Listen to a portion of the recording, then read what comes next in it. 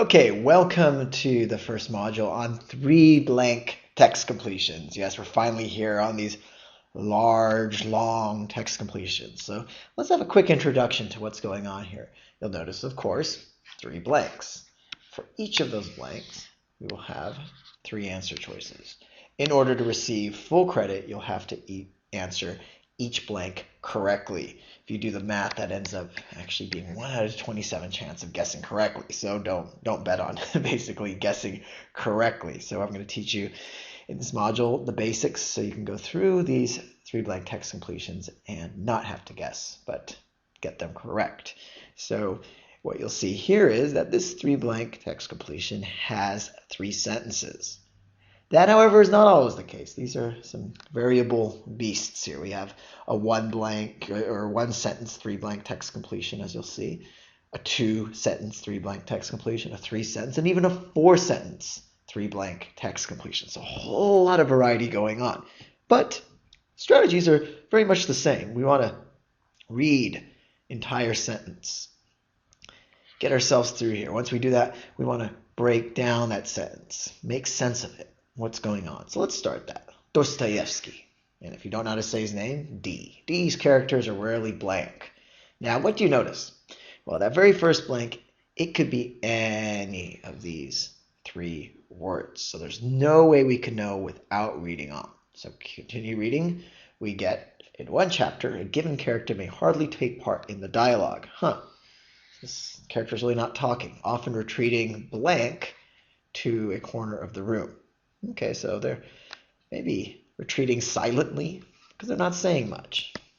So just as I've done in other text completions, I'm putting in my own words as I read through. A few chapters later, that same character will be prone to bouts of blank, during which time he or she will speak in a ceaseless manner.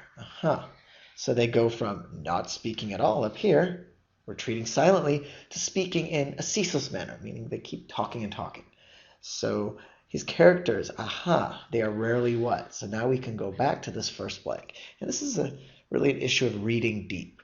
What I mean by that is not just reading the entire sentence, but knowing that sometimes the clue to the first blank will come way down at the bottom. So you really have to read deep to figure out what that first blank is. Or sometimes even the second blank. It won't be right around the second blank here maybe, but it could be at the very end. So always read deep.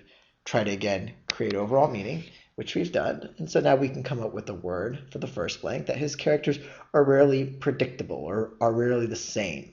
And we look at these words, we see friendly. That is not what's going on here. Stable. Well, if something is the same, it's predictable, it's stable, and there's our answer. Forthright means honest. That doesn't quite work in the context. And now we can go to the second blank, and we see, well, prematurely means early, or done beforehand, doesn't mean silently. Docilely means you just go along with the program, but here they're kind of retreating off to the corners of the room. They don't want to talk to anyone, and if you're sullen, you're sort of downcast and moody, and you don't feel like talking to anyone. So there's definitely a good answer. And then finally, we go to the third blank here, and we say, well, we need a word that means speaking in a ceaseless manner. So through process of elimination, lethargy means tiredness. That definitely doesn't work. Dementia, you're crazy, you're demented, you're insane. And here we see hysteria, but that doesn't necessarily mean you're insane. We just want you're speaking constantly as though you really have something to tell somebody. That's not dementia.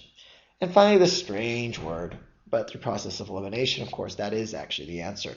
Logorrhea, logo comes from the root for word. Rhea means lots of something, an outpouring. So basically an outpouring of words. So again, we went through here, we read the sentence or the text completion or the entire thing, and now we want to make sure, of course, that when we actually click, check on our answers, that they make sense. So it's good to plug them in and read through to make sure there is this coherent meaning. Okay, so coherent meaning. And let's try it. Dostoevsky's characters are rarely stable. In one chapter, a given character may hardly take part in the dialogue, often retreating sullenly to a corner of the room.